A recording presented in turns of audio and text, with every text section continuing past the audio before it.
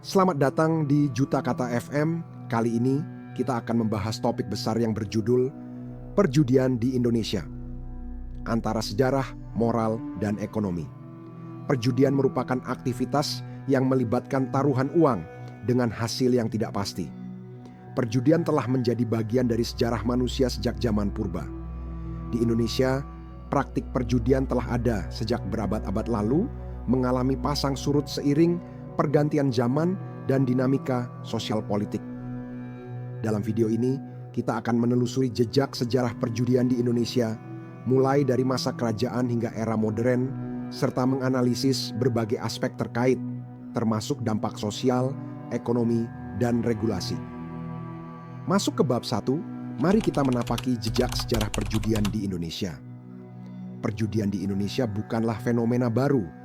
Akarnya dapat ditelusuri hingga masa kerajaan-kerajaan Hindu-Buddha, di mana permainan judi sudah menjadi bagian dari kehidupan sosial masyarakat, terutama di kalangan elit.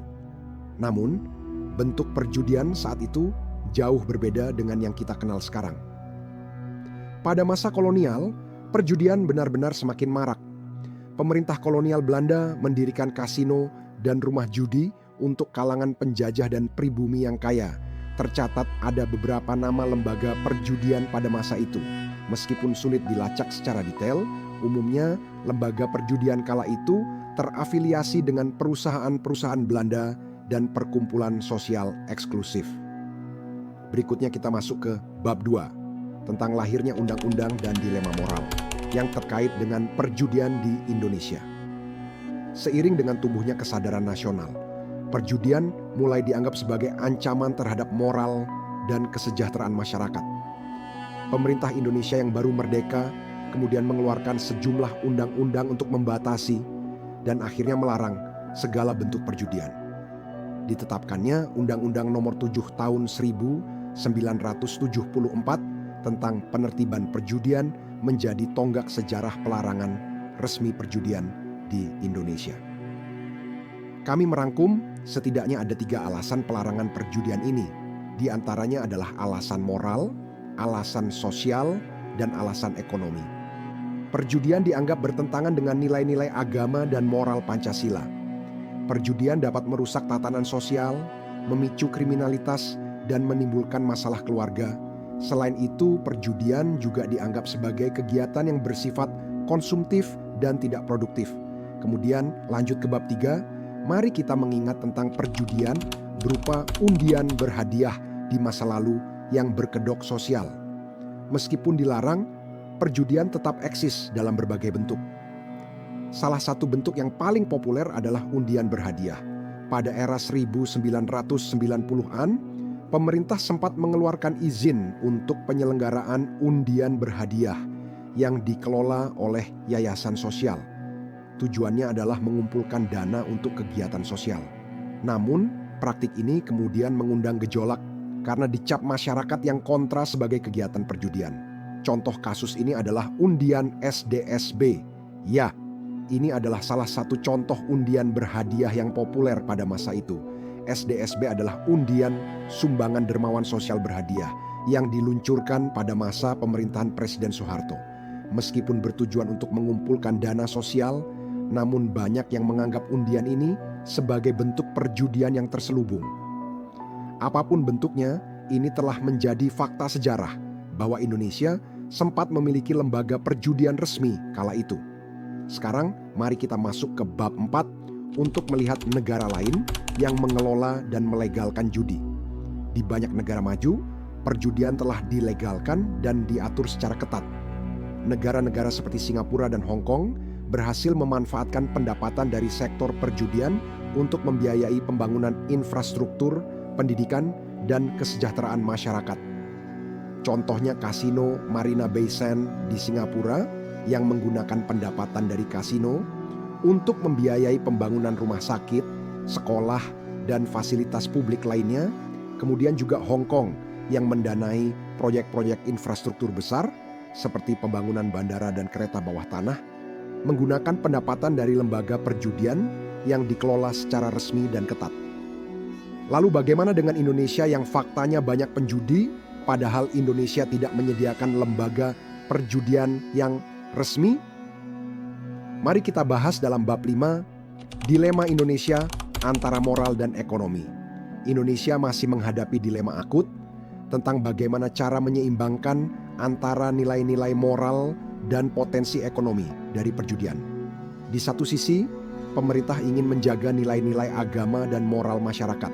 Tapi di sisi lain, industri perjudian sangat berpotensi menjadi sumber pendapatan negara untuk kebutuhan pembangunan berbagai fasilitas jika dikelola dengan baik dan tepat. Tentu pertimbangan ini harus segera ditindaklanjuti, mengingat banyaknya pemain judi yang justru mengalirkan banyak uang ke luar negeri untuk bermain judi. Akibat tidak adanya lembaga perjudian yang resmi di negeri sendiri. Terdengar sangat miris sekali dan seperti penjajahan terselubung. Lalu, bagaimana jika Indonesia melegalkan judi? Kita masuk ke bab 6 untuk membahas dampak sosial dan ekonomi dari perjudian. Perjudian memiliki dampak yang kompleks terhadap masyarakat. Di satu sisi, perjudian dapat memberikan kontribusi pada pendapatan negara dan menciptakan lapangan kerja. Namun, di sisi lain, perjudian juga dapat menimbulkan masalah sosial seperti kemiskinan, kriminalitas, dan perceraian. Yang perlu dicatat adalah fenomena perjudian akan terus ada bahkan sampai bumi ini hancur. Artinya, perjudian tidak akan benar-benar bisa dihentikan. Maka dari itu penting untuk mengkaji persoalan ini dengan serius agar ditemukan solusi yang tepat. Karena menghukum para penjudi bukanlah solusi yang dapat menghentikan judi itu sendiri.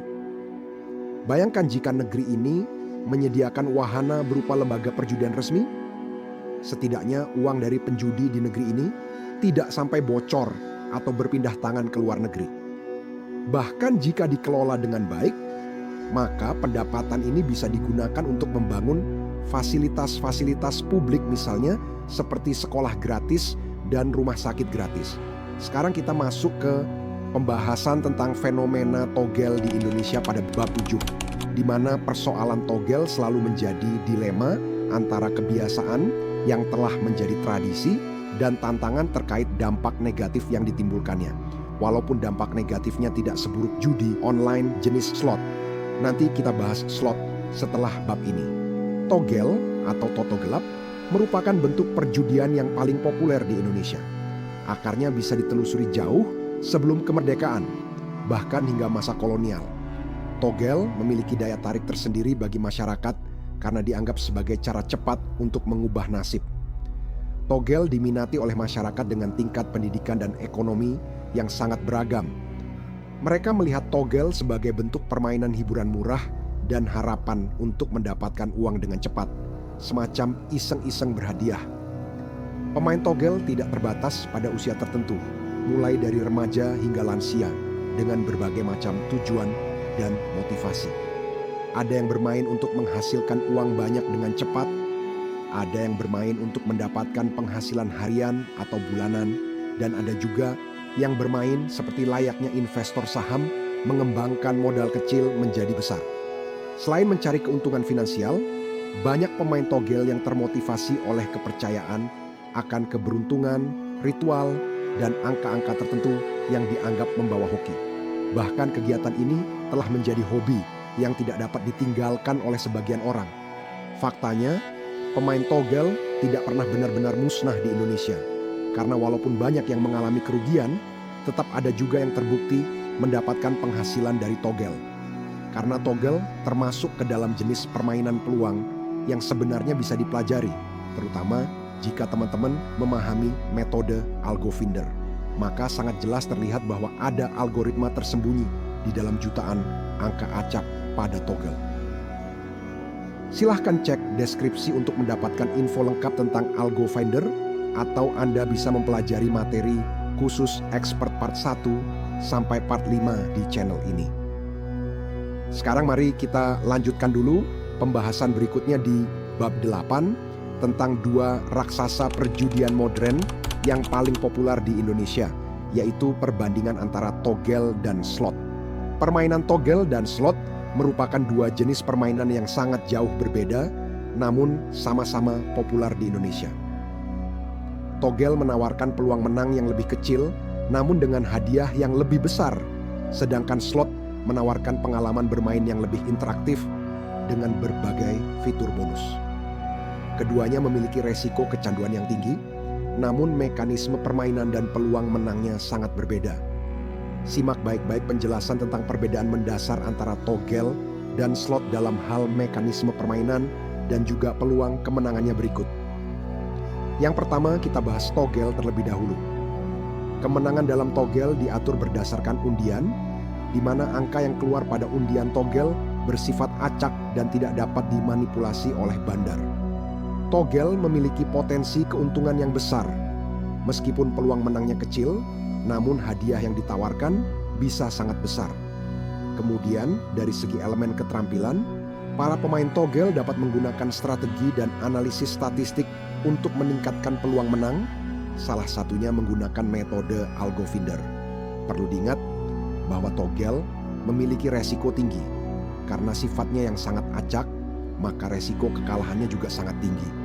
Maka sangat penting sekali untuk mempelajari manajemen resiko yang juga telah kami bahas tuntas secara eksklusif di dalam komunitas VIP Mentoring.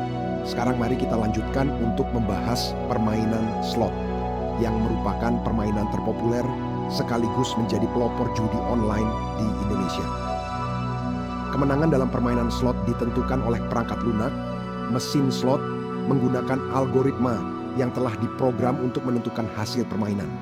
Maka dapat dikatakan bahwa peluang kemenangan dalam permainan slot ini telah diatur, tingkat pengembalian ke pemain, RTP, pada mesin slot telah ditentukan sebelumnya oleh pihak pengembang ataupun operator mesin. Dari segi elemen keberuntungan, kemenangan pemain slot sangat bergantung pada keberuntungan yang diberikan oleh pengendali mesin. Jika Anda tidak diberikan keberuntungan itu, maka siap-siap untuk mengalami kebangkrutan. Selain itu, potensi kecanduan dari permainan slot ini sangat tinggi, ritme permainan yang terlalu cepat, sekaligus strategi psikologi yang digunakan pengendali mesin atau operator seperti fitur-fitur bonus dan jackpot progresif benar-benar dapat memicu kecanduan dan membuat pemain kesulitan dalam mengendalikan diri, sehingga terkesan seolah-olah sedang terhipnotis dikendalikan oleh aplikasi slot ini. Maka tidak heran jika kita mendengar sangat banyak kasus banyak orang yang mengalami kerugian sampai ratusan juta bahkan miliaran karena mereka sedang dalam keadaan tidak sadar. Maka bukan bermaksud untuk memojokkan salah satu pihak, tetapi pemahaman ini sangat penting didapatkan oleh Anda para pemain slot agar dapat menggunakan analisis rasional sebelum mengambil keputusan yang menyangkut transaksi keuangan. Sayangi uang Anda, sayangi diri Anda, dan sayangi keluarga Anda. Sekarang, mari kita kembali melihat permainan togel menggunakan perspektif yang lebih bijak tentang manajemen resiko dan strategi dalam togel. Kita semua tahu dan penting untuk dicatat bahwa togel dapat dikelola dengan strategi tertentu. Pemain dapat menggunakan analisis statistik, pola angka, dan rasio manajemen tertentu untuk memaksimalkan peluang menang dan meminimalkan kerugian. Namun, penting untuk diingat bahwa tidak ada strategi yang dapat menjamin kemenangan abadi. Maka silahkan subscribe channel ini dan tonton materi khusus expert part 1 sampai part 5 untuk mempelajari lebih lanjut tentang formula dan strategi dalam bermain togel yang terkendali. Nah, sekarang kita sampai di bab 9 yang merupakan bab terakhir dari video ini.